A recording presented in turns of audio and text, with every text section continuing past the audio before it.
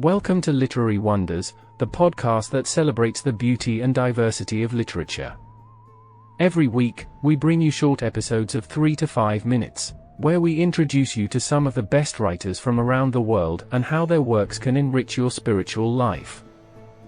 Today, we are going to talk about The Telltale Heart, a horror story by Edgar Allan Poe, published in 1843. This story is about a narrator who tries to convince us of his sanity while confessing to a gruesome murder.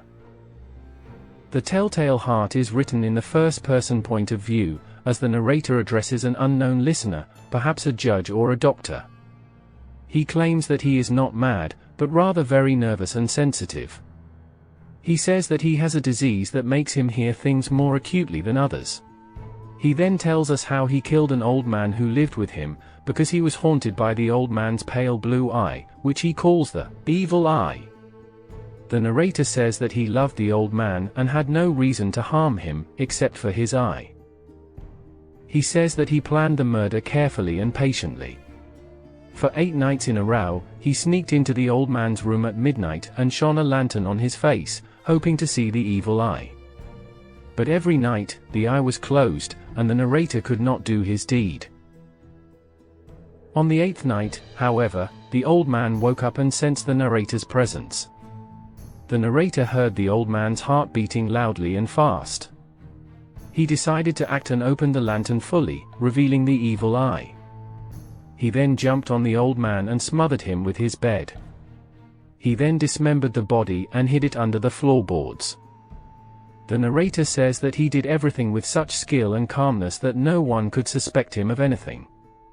He says that he even heard the old man's death groan, which was not loud enough to be heard by the neighbors. He says that he was so confident that he even smiled when he heard a knock on the door. The knock came from 3 policemen, who had been alerted by a neighbor who had heard a scream during the night. The narrator says that he welcomed them cordially and invited them to search the house. He says that he had nothing to fear and even brought them to the old man's room, where he sat on a chair above the corpse. The narrator says that he chatted with them easily and cheerfully, but soon he began to hear a low thumping sound in his ears. He recognized it as the sound of the old man's heart, still beating under the floorboards. He wondered if the policemen could hear it too, but they seemed unaware of anything.